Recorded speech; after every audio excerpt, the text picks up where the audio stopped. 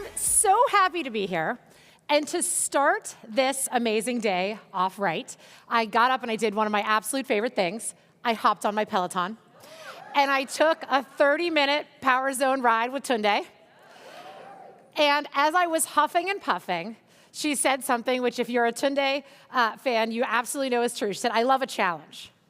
And so where I want to start today is giving each of us a challenge. And I'm going to explain to you, in the time we have together, you won't get out of breath doing it, why this challenge is valuable. All right, so the challenge is to meet 10 new people, to make 10 introductions, to talk 10 people up, and or to ask 10 people to talk you up. And I'm going to explain to you why this is so critical for our success and for our life satisfaction. So, who here is on LinkedIn? All right. Amazing, lots of people. I'm on LinkedIn too. I didn't really start posting anything till COVID, but now I spend a lot of time on there. I post, I read, and I want to show you one of my all-time favorite posts, not mine, that has ever crossed my feed. Lauren Howard, you might have seen, she has a lot of followers. She posted, "Women really only want 3 things: equal pay, respect, and pockets." Right? You can't do it better than that. And I, of course, loved it. I found the humor in it. I found the truth in it. But I also noticed something that might not have been obvious to you, and I noticed this because of the work that I do. I looked at the top 2, and I was particularly struck by the order. Pay is an example of what we will talk about as a form of power. Money is a resource, and when we control resources, we have power. And that's very important. It drives our life satisfaction, our success. We want power, we deserve to have it. Respect is what I talk about as status. That's what psychologists like myself would call it, status. How much we are respected and regarded by other people. That is also really important to our life satisfaction and our success. But this order, power first, status second, is an order that we have been conditioned to pursue. These are both important, but if I can't have everything, I would like my pay and promotion, please. You can keep your respect. It doesn't pay the bills. And I get that logic, and I am not here to tell people that they should not pursue power, they should not be paid, they should not be promoted. Absolutely, 100%. But what I want to encourage us all to do is to flip the script, and is to take ownership of our status and pursue it alongside or perhaps even before we pursue power. Why? Because it ultimately gets us better results, and it is the gateway through which we also get the power we deserve. So status first is the big theme of my book, Likeable Badass, and what I'm here to talk to you about today. If we don't understand status, how much other people respect and regard us, and if we don't try to manage ours, there are a couple of risks that can befall us. One of which is we can end up as what I call a low-status power holder. Someone who has a lot of control over resources but isn't as highly regarded as they should be. And one of the studies that struck me to show you the impact of being a low-status power holder looked at a 9-person work group, just like these people here. The makeup was 3 women, 6 men. And what they found was that despite having equal power, the women were disproportionately more likely to be interrupted. They spoke just as often as the men, but they were cut off more often. That doesn't surprise you, I'm sure. And interruptions are a mark of status. When you are interrupted, you are literally silenced, and you have no opportunity for influence. It's a way we convey whose ideas we respect and whose we don't.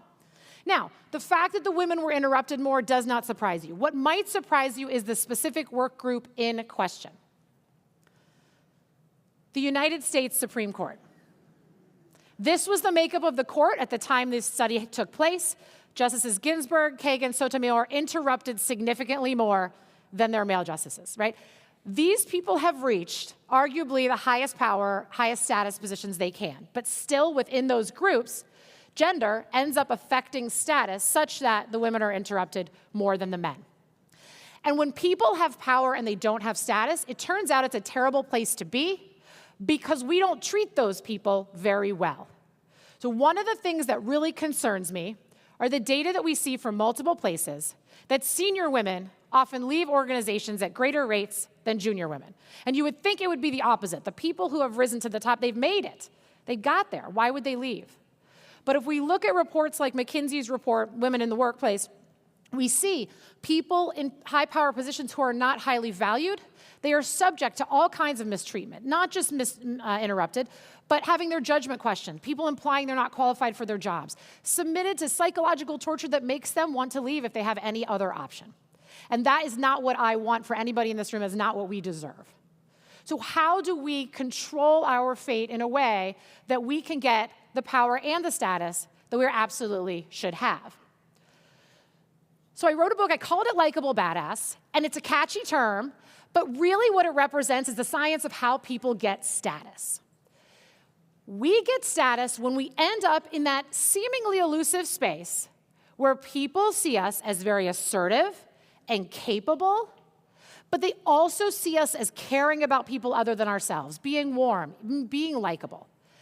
And that when we look at other human beings and decide, do I respect you? Those are the two things we pay attention to. We value people who are really capable, and we value people who care a lot about people other than themselves. That's the same way people judge us. Now, there is no doubt that that likable badass zone can feel harder to end up in based on gender. But what I want to help you understand and help everyone understand is how we can control how we show up in the world, all the variables we can control to get the status we deserve by getting people to perceive us in this exact space. And the way we do that is controlling the two channels that we have. Everything that people know about you has come from one of two places. Things you have put out into the world about yourself. Someone met you here and they had a conversation. They drew a conclusion. Someone has worked with you before. They have read a post that you put on social media. They've seen your resume. They've seen your bio online. All of these things are things that we have created and we've put out into the world. And we're going to call that our self-presentation or our self-promotion. And we absolutely need to control that channel to the best of our ability. The second way people learn about us is the things that other people say about us, often when we are not around. And that is also a channel that we can control. So in the book, I talk about both. Here today, in the time that I have, I'm actually going to focus on that second one. Because everybody has been told that we need to present ourselves in a way that are going to get us credit for our accomplishments. And I have lots of ways that you can do that, even if you are a very fearful or reluctant self-promoter. But this other idea that we could start to be strategic about getting other people to talk us up is something that we may not be thinking about as much as we should. So I'm going to spend my time with you talking about that second path. And the notion, right, of people talking about you behind your back, right? It makes you, like, the thought of it, it feels very middle school.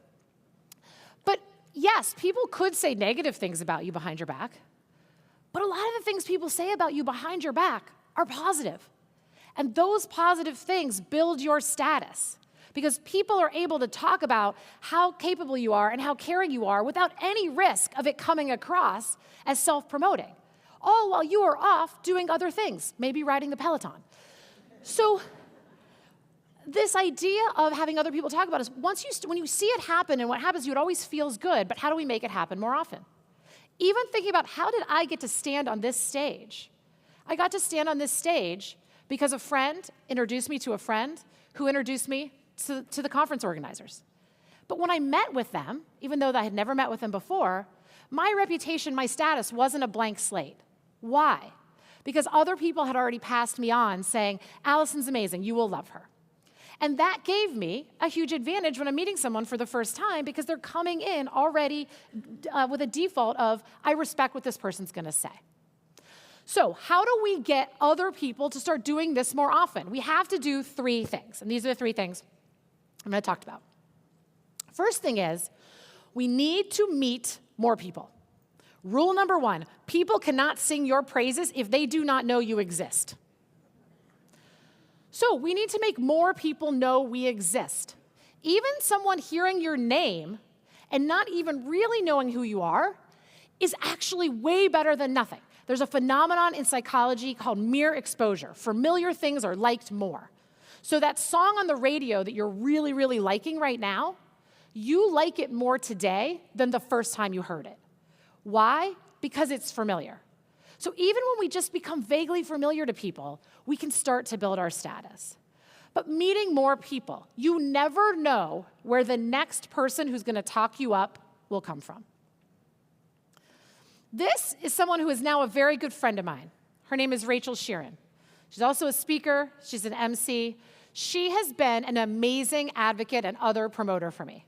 The biggest stage I've spoken from, or the biggest audience, all women audience, is 1,100 women. And that introduction came from Rachel. Where did I meet Rachel? An airport bar.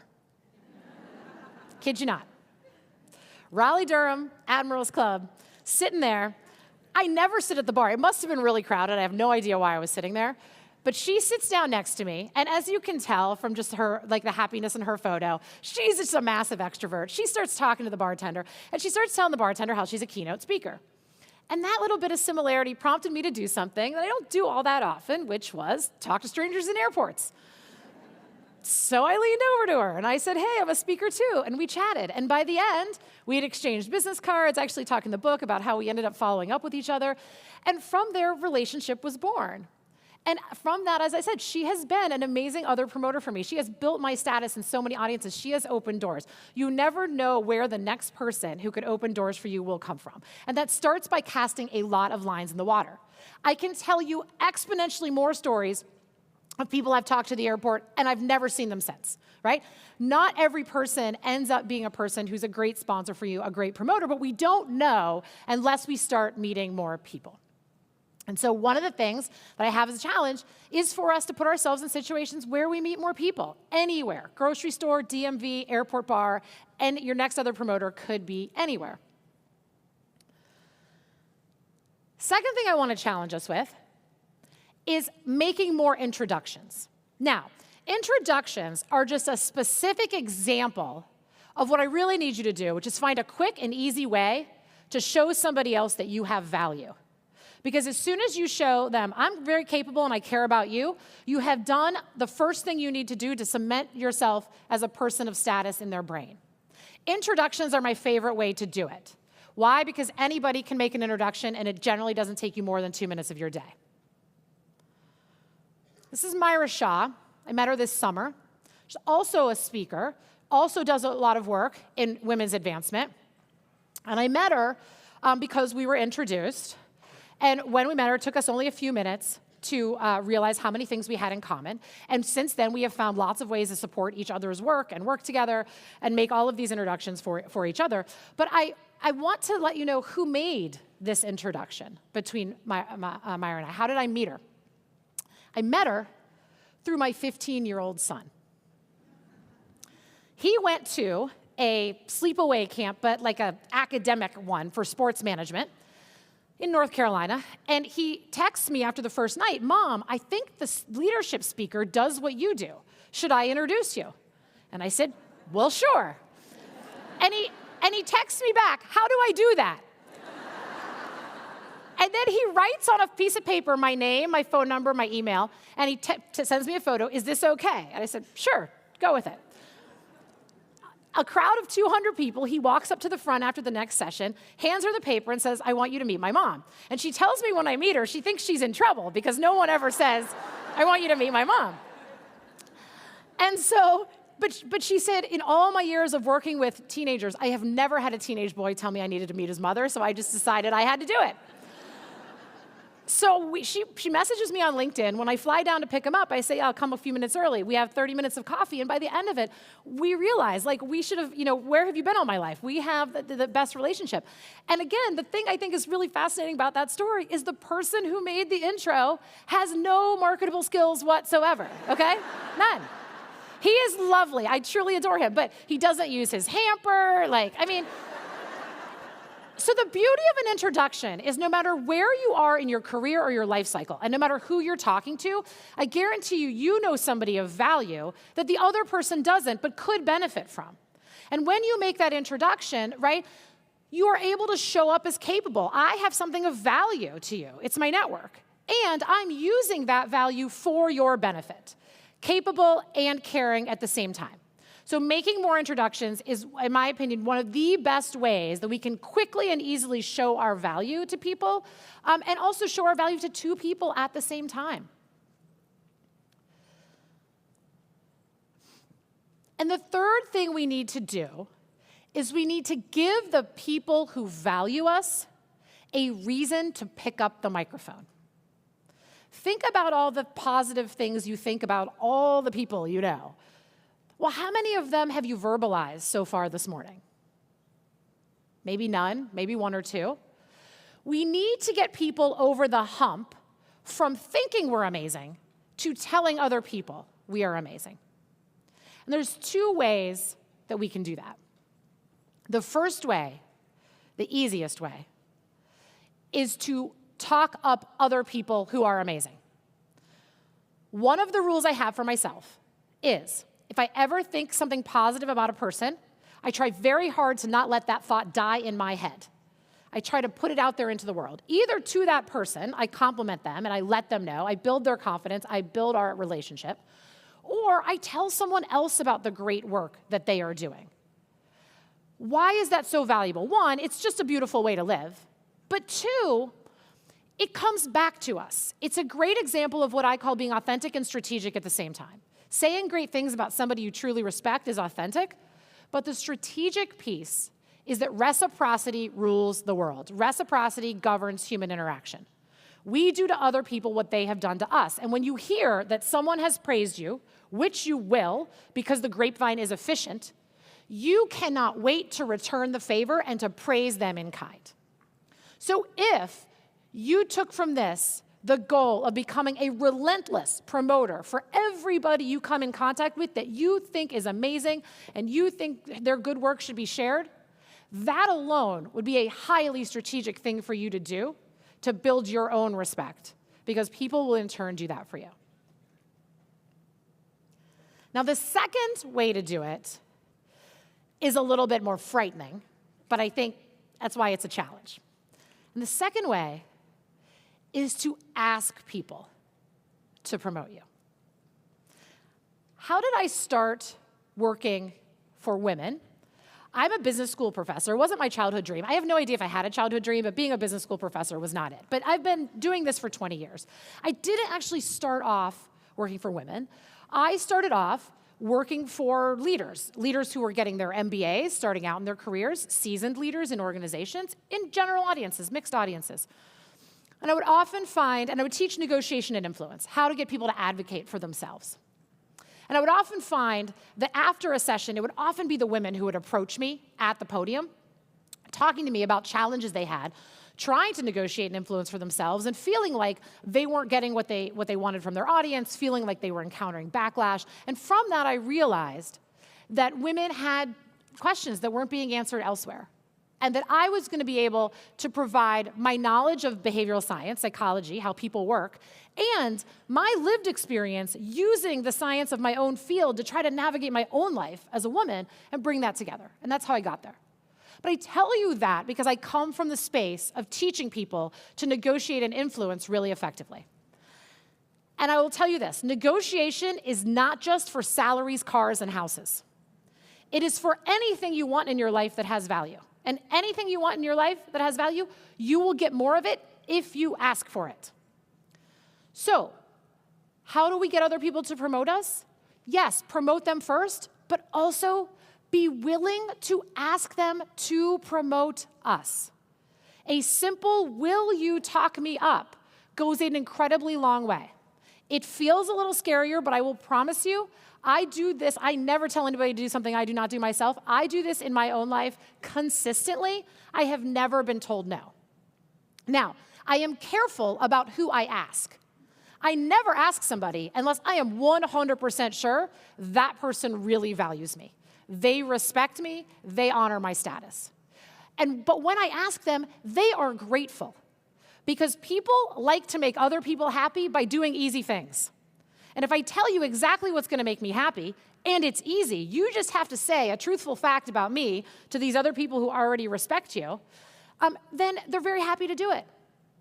I talk about one example when I texted a male colleague of mine at the University of North Carolina, a small random fact. I now live here in Chicago. I've been a professor there for 20 years, but for the past 9 years, I live here. I went remote before remote was cool.